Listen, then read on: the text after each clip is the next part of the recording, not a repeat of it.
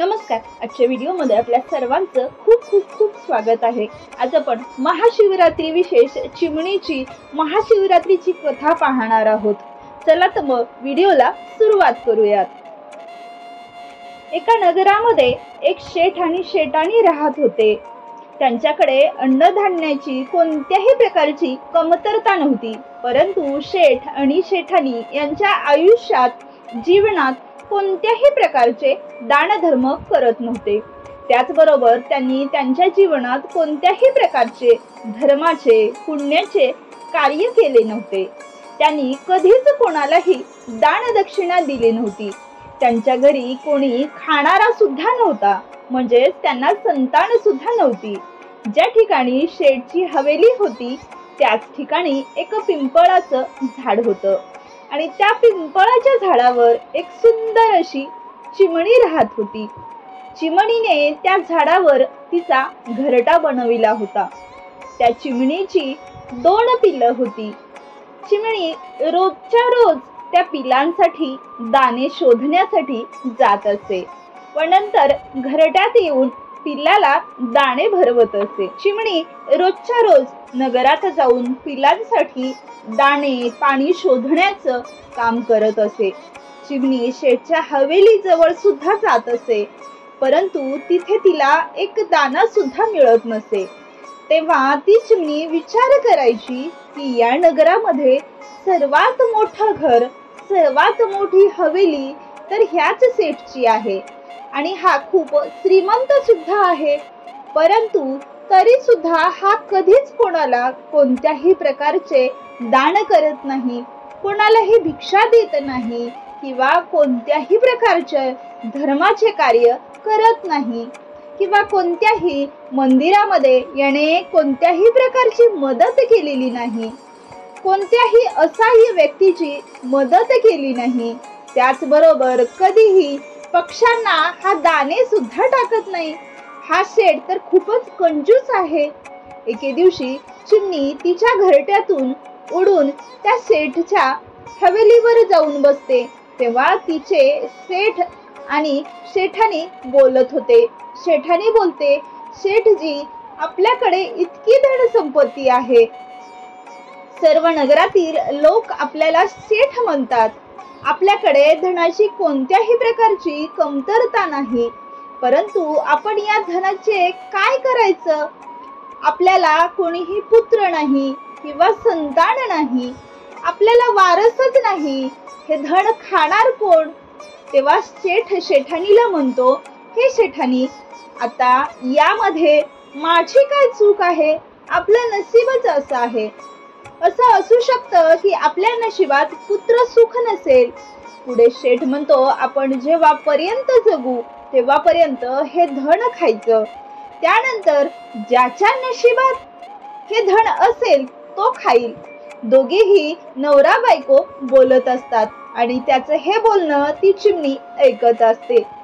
चिमणी शेठ आणि शेठाणीचं सर्व बोलणं ऐकल्यानंतर तिथून उडून निघून जाते व नगरात जाऊन ती दाना पाणी शोधू लागते. त्यानंतर तिच्या घरट्यामध्ये परत येते. आता चिमणी रोजच्या रोज त्या शेठच्या घरी जाऊ लागली आणि शेठ शेठाणीचं बोलणं ऐकू लागली. शेठाणी जी होती ती खूप चांगल्या स्वभावाची होती. तिच्या मनामध्ये दयाधर्म होता. जेव्हा ती चिमणीला पाहायची तेव्हा हळूहळू शेठाणीला ती चिमणी आवडू लागली आणि तिच्या प्रती तिचा लगाव वाढू लागला. आता शेठाणी रोजच्या रोज शेठ पासून लपून त्या चिमणीला दाणे टाकू लागली होती आणि चिमणी ते दाणे टिपायची. असे बरेच दिवस निघून गेले. एके दिवशी चिमणी विचारू लागली, शेठाणी तर खूप चांगल्या स्वभावाची आहे, परंतु तरी सुद्धा हिला पुत्र सुख का प्राप्त झालं नाही? मग असं काय केलं जाईल ज्यामुळे हिला पुत्र सुख मिळू शकेल? चिमणी विचार करू लागली. तेव्हापर्यंत एक स्त्री आई बनत नाही, तेव्हापर्यंत तिचं स्त्रीत्व असं हे निष्फळ आहे. एका स्त्रीचं दुःख एक स्त्रीच समजू शकते. स्त्रीचं आयुष्य संपूर्ण तेव्हाच होतं जेव्हा ती आई बनते. एका स्त्रीला सर्वात मोठं सुख तेव्हाच मिळतं जेव्हा ती आई बनते. हाच विचार करून ती चिमणी खूपच दुःखी होते आणि ती विचार करू लागते की ही शेठानी किती साध्या आणि सरळ स्वभावाची आहे. रोजच्या रोज ही मला दाणे टाकत असते. मी असं काय करू शकते की यांच्या घरामध्ये पुत्रप्राप्ती होईल. तेव्हा एके दिवशी चिमणीच्या मनामध्ये येतं की जर मी देवाचे देव महादेव यांच्या जवळ गेले आणि त्यांच्या जवळ शेठ आणि शेठाणीसाठी पुत्राची मागणी केली तर नक्कीच महादेव प्रसन्न होऊन शेठ आणि शेठाणीला संतान सुख देतील. हाच विचार करून चिमणी चिमण्याला म्हणते, अहो काही दिवसांसाठी मी बाहेर चालले आहे. तुम्ही आपल्या पिल्लांची काळजी घ्या. त्यांना वेळच्या वेळी दाणे पाणी खायला द्या. इतकं म्हटल्यानंतर चिमणी तिच्या घरट्यातून उडून जाते. चिमणी सतत उडत असते, रात्रंदिवस उडत राहते. खूप कठीण परिश्रम ती करते. उपाशी पोटी ती सतत उडत असते. उडत उडत शेवटी ती कैलास पर्वतावर पोहोचते, जिथे महादेव आणि माता पार्वती साक्षात राहत होते. चिमणी उडत उडत जाऊन माता पार्वतीच्या चरणामध्ये जाऊन पडते आणि जशी चिमणी माता पार्वतीच्या चरणामध्ये जाऊन पडते ती बेशुद्ध होते. माता पार्वती चिमणीला स्वतःच्या हाताने उचलते आणि चिमणीला शुद्धीवर आणते. माता पार्वतीने चिमणीला म्हणते, हे चिमणी तू कुठून आली आहेस? मला असं वाटत आहे की तू खूपच मोठ्या दुःखात आहेस. तेव्हा चिमणी माता पार्वतीला म्हणते, हे माते, मी खूप जास्त दुःखी आहे. मी खूप लांबून आले आहे. मी माझ्या दुःखासाठी दुःखी नाही, तर दुसऱ्या कोणाच्या तरी दुःखासाठी मी दुःखी आहे. तेव्हा पार्वती म्हणते, हे चिमणी तू मला स्पष्टपणे सांग की नक्की काय झालं आहे. तेव्हा चिमणी म्हणते, माते, जिथे मी राहते तिथे एक शेठ आणि शेठाणी राहतात. त्यांना संतान सुख अजूनही प्राप्त झालेलं नाही. शेठाणी खूप चांगल्या स्वभावाची आहे. हे माते, तू त्यांना संतान सुख दे. इतकं म्हणून ती चिमणी पुन्हा बेशुद्ध होते. माता पार्वती पुन्हा त्या चिमणीला शुद्धीवर आणण्याचा प्रयत्न करत असतात. काही वेळानंतर जेव्हा चिमणी शुद्धीवर येते तेव्हा माता पार्वती चिमणीला काही दाणे आणि पाणी खायला घालते आणि त्यानंतर माता पार्वती चिमणीला म्हणतात, हे चिमणी तू काहीच काळजी करू नकोस. थोड्या वेळानंतर महादेव उठतील. आपण त्यांच्या सोबत बोलूयात. थोड्या वेळानंतर भगवान महादेव त्यांच्या समाधीमधून उठून बसतात. माता पार्वती चिमणीला हातात घेऊन भगवान भोलेनाथाकडे जाते आणि भोलेनाथांना म्हणते, हे प्रभू, एका नगरामध्ये एक शेठ आणि शेठाणी राहतात. त्यांच्या नशिबात पुत्र सुख आहे की नाही? तेव्हा महादेव ध्यान लावून पाहतात आणि म्हणतात, हे पार्वती, त्यांच्या नशिबात पुत्र सुख नाही. तेव्हा माता पार्वती म्हणते, जर त्यांच्या नशिबात पुत्र सुख नसेल तर तुम्हाला त्यांना पुत्र द्यावा लागेल. तेव्हा भगवान भोलेनाथ म्हणतात, हे पार्वती, तुम्ही हट्ट का करत आहात? त्यांच्या नशिबात पुत्र सुख नाही. मग अशा परिस्थितीत मी त्यांना पुत्र सुख कसे देऊ शकतो? तेव्हा माता पार्वती भोलेनाथाकडे खूपच हट्ट करू लागतात आणि म्हणते की ही चिमणी खूप लांबून आली आहे आणि तिला अशी आशा आहे की आपण तिची मदत नक्कीच करू. याच आशेने ती उपाशी पोटी आली आहे. ती इतक्या लांबून इथे आली आहे. मग आपण तिला अशा रिकाम्या हाताने कसे पाठवू शकतो? माता पार्वतीचं इतकं बोलणं ऐकल्यानंतर भगवान भोलेनाथ म्हणतात, हे पार्वती, ठीक आहे. तुम्ही जर इतकाच हट्ट करत असाल तर मग ठीक आहे. तसंही तुमची सर्व हट्ट मी पूर्ण करत आलो आहे आणि हा सुद्धा हट्ट मी तुमचा पूर्ण करणार आहे. मी शेठ आणि शेठाणीला पुत्र सुख देणार आहे.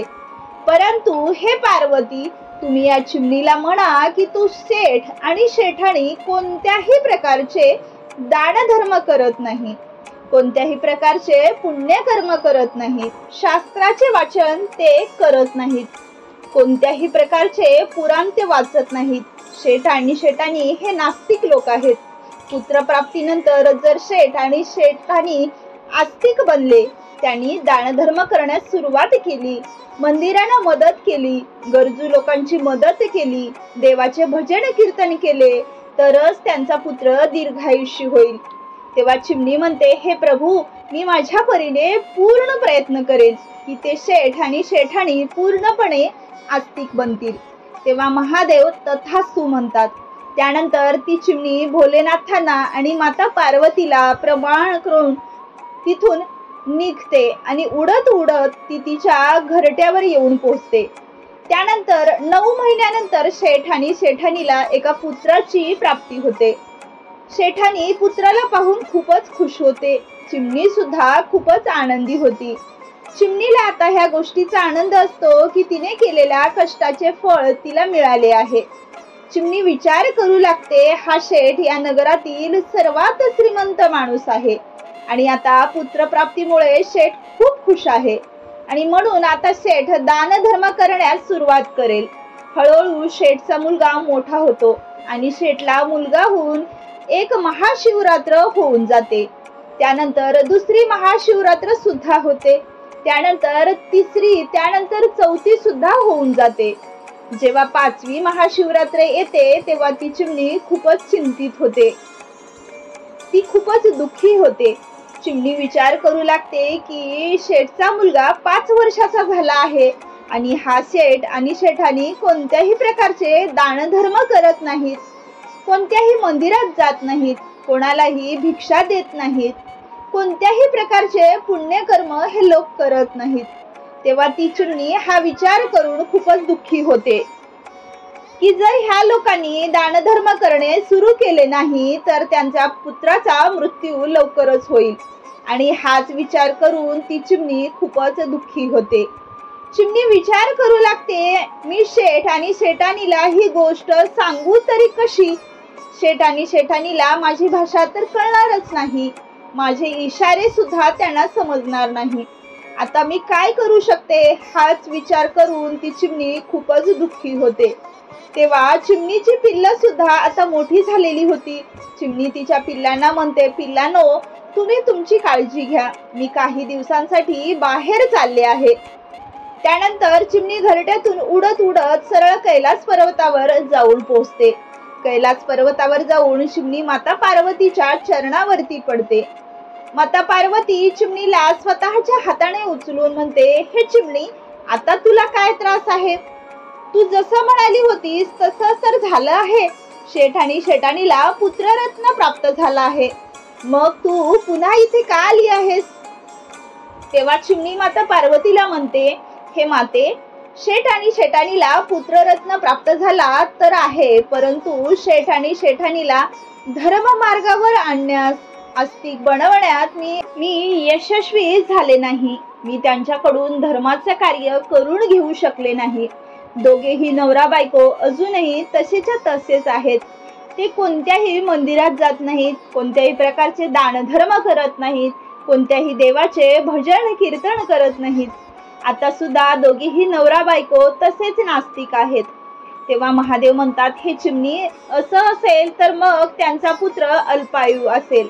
तेव्हा चिमणी माता पार्वतीच्या चरणावरती पडते आणि म्हणते, हे माते, असं होऊ नये, त्यांचा पुत्र दीर्घायू व्हावा. चिमणीला हे चांगलं माहीत होतं की जर वडिलांकडून कोणती गोष्ट मागायची असेल तर आईच्या चरणामध्ये पडायला हवं. आणि हाच विचार करून चिमणी माता पार्वतीकडे सारखी विनंती करत असते आणि माता पार्वतीच्या चिमणी चरणामध्ये पडत असते. माता पार्वती चिमणीला तिच्या हाताने उचलते आणि म्हणते, हे चिमणी, तू शांत हो. माता पार्वती भोलेनाथांना म्हणते, हे महादेव, असं होऊ नये. पुढे चिमणी म्हणते, माते, मी माझ्या परीने पूर्ण प्रयत्न केले होते त्यांना समजाविण्याचे, परंतु ते लोक माझी भाषा समजू शकत नाहीत आणि माझे हावभाव, माझे इशारे सुद्धा ते समजू शकत नाहीत. आता आम्ही करू तर काय? पुढे चिमणी म्हणते, हे माते, जर तुम्ही आणि भगवान भोलेनाथ शेठ आणि शेठानीच्या जवळ गेलेत आणि त्यांना चांगल्या मार्गावर आणलं तर ही गोष्ट खूप चांगली ठरेल. तेव्हा माता पार्वती आणि भोलेनाथ म्हणतात, हे चिमणी ठीक आहे, जशी तुझी इच्छा आहे तसंच होईल. आम्ही लवकरच शेठ आणि शेठाणीच्या घरी जाऊ. त्यानंतर चिमणी पुन्हा कैलास पर्वतावरून उडून तिच्या घरट्याकडे येते. काही दिवसानंतर महादेव आणि माता पार्वती एका भिक्षुकाचे रूप धारण करून शेठच्या घरी येतात आणि येऊन शेठ शेठाणीला म्हणतात, हे माते, आम्हाला खूप जास्त भूक लागली आहे. कृपया तुम्ही आम्हाला भोजन द्यावे. जर तुम्ही आम्हाला भोजन दिले नाही तर आम्ही तुम्हाला शाप देऊ आणि त्यामुळे तुम्ही बर्बाद होऊन जाल. तेव्हा शेठाणी हात जोडून म्हणते, हे बाबा, तुम्ही मला शाप देऊ नका. आम्ही तुम्हाला नक्कीच भोजन खायला देऊ. त्यानंतर शेठाणी साधू आणि साध्वीच्या रूपात आलेल्या महादेव आणि माता पार्वतीला तिच्या घरात घेऊन जाते आणि चांगले चांगले पक्वान्न माता पार्वती आणि भगवान भोलेनाथांना खायला देते. तिथेच शेठाणीचा तो छोटासा पुत्र इकडे तिकडे फिरत असतो. तो पुत्र माता पार्वती आणि भगवान भोलेनाथांना कधी भाकरी आणून द्यायला, तर कधी भाजी, तर कधी मिठाई घेऊन यायचा आणि हा सर्व प्रकार पाहून माता पार्वती खूपच आनंदित झाली. माता पार्वती विचार करू लागते की हा महादेवाचाच प्रसाद आहे, म्हणूनच हा इतका चंचल आहे. शेठाणी साधू आणि साध्वीच्या रूपात आलेल्या भगवान भोलेनाथ आणि माता पार्वतीला भोजन देते. त्यानंतर महादेव आणि माता पार्वती तिथून जाऊ लागतात. तेव्हा शेठ आणि शेठाणी दोघे येतात आणि हात जोडून त्यांना म्हणतात, हे बाबा, हे माते, आमच्याकडून तुमची सेवा करण्यात कोणती कमी राहिली असेल तर आम्हाला माफ करा, परंतु आम्हाला कोणत्याही प्रकारचा शाप तुम्ही देऊ नका, असे ते वारंवार शेठ आणि शेठाणीला म्हणतात. तेव्हा महादेव म्हणतात, हे शेठ आणि शेठाणी, तुम्ही लक्षपूर्वक ऐका. चुका तर तुम्ही खूप साऱ्या केल्या आहेत आणि अजूनही तुम्ही चुकाच करत आहात. जर अशाच प्रकारे तुम्ही चुका करत राहिलात तर तुमच्या पुत्रावर मोठं संकट येणार आहे आणि लवकरच तुमचा पुत्र तुम्हाला सोडून जाणार आहे. हे जग सोडून तो निघून जाणार आहे. तेव्हा शेठ आणि शेठाणी साधू आणि साध्वीच्या रूपात आलेल्या भगवान भोलेनाथ आणि माता पार्वतीच्या चरणावरती पडतात आणि म्हणतात, हे बाबा, हे माते, आम्हाला काहीतरी मार्ग सांगा. आम्ही काय करू शकतो? आमच्या उतारवयात, आमच्या म्हातारपणात तर आम्हाला पुत्र प्राप्त झाला आहे आणि आता आम्ही आमच्या या पुत्राला कोणत्याही परिस्थितीत आमच्यापासून दूर करू इच्छित नाही. याचा शोक आम्ही सहन करू शकणार नाही. आमच्या पुत्राचा शोक आम्ही सहन करूच शकत नाही. तेव्हा महादेव म्हणतात, तुम्ही दोघेही उभे राहा आणि लक्षपूर्वक ऐका. आजपासून जर तुमच्या दारावर कोणीही आला असेल तर तो रिकाम्या हाताने गेला नाही पाहिजे. तुम्ही दानधर्म करा, लोकांची मदत करा, प्राणी मात्रांची मदत करा, धर्माचे कार्य करा आणि महाशिवरात्रीचे व्रत करा, देवाची पूजा करा, देवाचे भजन कीर्तन करा. इतकं म्हणून महादेव शांत राहतात. दोघीही नवरा बायको पुन्हा महादेव आणि माता पार्वतीच्या चरणावरती पडतात आणि म्हणतात, हे बाबा, हे माते, आम्ही असंच करू. त्यानंतर शेठ आणि शेठाणी यांना महादेव म्हणतात, तुमच्या घरामध्ये जो पुत्र खेळत आहे, तो पुत्र बागडत आहे, तो तुमच्या कर्मामुळे तुम्हाला मिळाला नाही. तुमच्या नशिबात पुत्रच नव्हता. हा पुत्र तर एका चिमणीमुळे तुम्हाला मिळाला आहे, ज्या चिमणीने इथून उडून कैलास पर्वतावर जाऊन महादेव आणि पार्वतीला विनंती करून तुमच्यासाठी तिने तो पुत्र मागितला आहे. हा तिच्याच विनंतीचा, तिच्या परिश्रमाचं फळ आहे, ज्यामुळे तुमच्या घरामध्ये एक सुंदर असा पुत्र खेळत आहे. तेव्हा शेठ आणि शेठाणी म्हणतात, बाबा, ती चिमणी कुठे आहे, कोणती आहे? तेव्हा ती चिमणी तिथे येते आणि माता पार्वतीच्या खांद्यावरती बसते. तर तो दिवस होता महाशिवरात्रीचा, ज्या दिवशी माता पार्वती आणि भगवान भोलेनाथ शेठ आणि शेठाणीच्या घरी आले होते. भगवान भोलेनाथ आणि माता पार्वती शेठच्या घरात त्यांच्या खऱ्या रूपामध्ये येतात आणि शेठ आणि शेठाणीला दर्शन देतात. अशाच प्रकारे चिमणीची महाशिवरात्री सफल ठरते. त्यानंतर शेठ आणि शेठाणी मोठ्या उत्साहाने, आनंदाने महाशिवरात्री साजरी करतात आणि महाशिवरात्रीचं ते व्रत करतात. त्याचबरोबर चिमणी सुद्धा महाशिवरात्रीचं व्रत करते. महादेव आणि माता पार्वती यांचे दर्शन मिळाल्यामुळे ते सर्वजण तृप्त झालेले असतात. जे लोक महाशिवरात्रीचे व्रत ठेवतात त्या लोकांवर भगवान भोलेनाथांची अशीच कृपा राहते, जशी शेठ आणि शेठानी यांच्यावरती भगवान भोलेनाथांनी कृपा केली तशीच तुम्हा आम्हा सर्वांवरती करो आणि महाशिवरात्रीचं हे व्रत आपणा सर्वांना खूपच फलदायी ठरो. तर ही महाशिवरात्री आणि चिमणीची कथा जर आवडली असेल तर लाईक, शेअर आणि सबस्क्राईब नक्कीच करा. धन्यवाद.